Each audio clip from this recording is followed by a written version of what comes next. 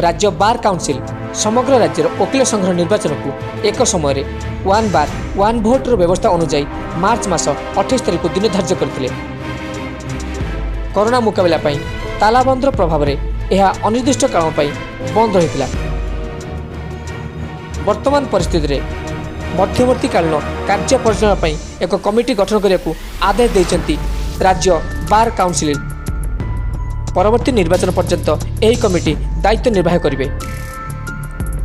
नवगठित यही कमिटी रे अध्यक्ष भाव वरिष्ठ आईनजीवी श्रीयुक्त भुवनंद दास को मनोनीत कराई। वरिष्ठ आईनजीवी महेंद्र कुमार महापात्र, ब्रजबंधु साहू, जयंत कुमार राज एवं भुवनेश्वर जेना को सदस्य भाव मनोनीत कराई। केन्दुझर सत्यरंजन दास को रिपोर्ट, ओडिशा क्रांति।